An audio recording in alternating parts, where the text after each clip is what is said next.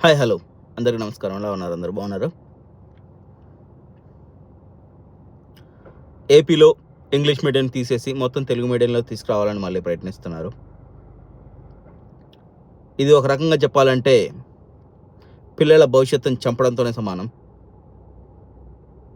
వాళ్ళ పిల్లలు తెలుగు మీడియంలో చదవట్లేరే, నారాయణ వాళ్ళ పిల్లలు చదవట్లేరే, నారా చంద్రబాబు నాయుడు మనవాడు చదవట్లేడే, ఎమ్మెల్యేలు ఎంపీల పిల్లలు చదవట్లేరే.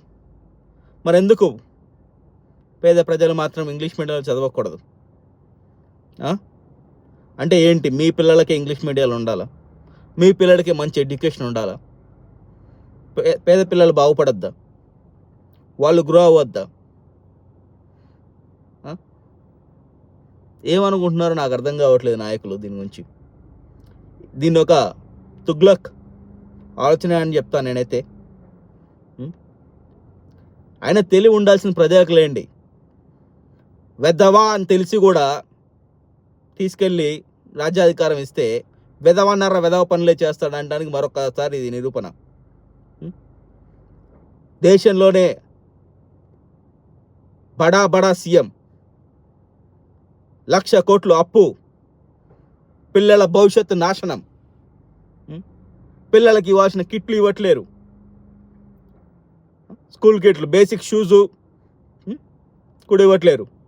మధ్యాహ్న లంచ్ పథకం అయితే మరి దారుణంగా ఉంది పరిస్థితి. లిటరల్గా they want to kill government schools again.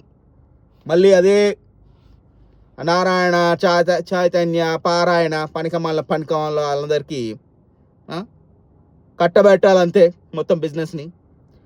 Education business చేస్తున్న విధవల్ని ఎంకరేజ్ చేయాలి అనే ఒకే ఒక్క నీచమైన ఆలోచన మాత్రమే ఇక్కడ కనపడుతుంది. మీ పిల్లలు గవర్నమెంట్ స్కూల్కి వెళ్ళే వాళ్ళైతే, మీ పిల్లలు చదువుకుంటున్నారంటే ఒక్కసారి ఆలోచించండి. మీ పిల్లలకి ఇంగ్లీష్ మీడియం వద్దా? మీ పిల్లలు బాగుపడద్దా? మీ పిల్లలు కూడా ఇప్పుడు మీరు పడుతున్న ఇబ్బందులే మళ్ళీ పడాలి అనుకుంటే ఈ విధవనే ఉంచుకోండి సీఎంగా.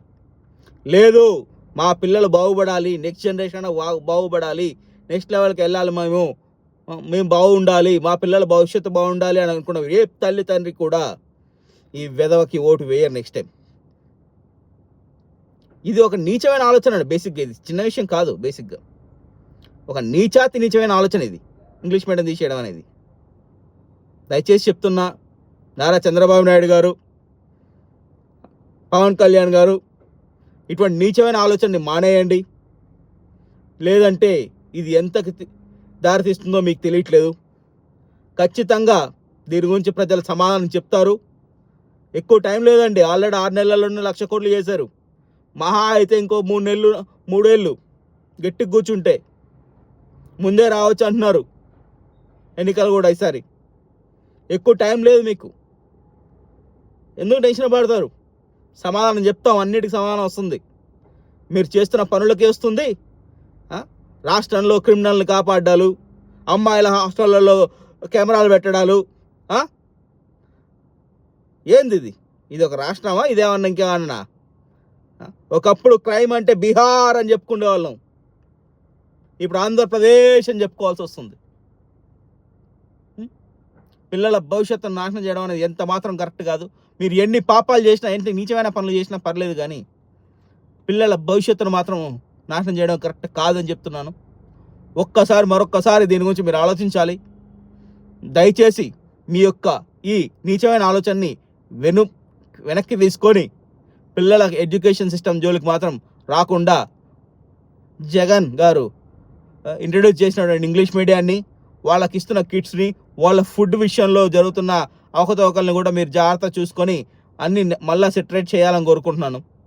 లేదంటే జనం ఏం చేయాలో అదే చేస్తామండి. మేమేం చేయగలం అంతకన్నా? మాకు వచ్చేది 5 ఏళ్ళకి ఒకసారే కదా అవకాశం. కానివ్వండి, చూద్దాం. ఉంటాను.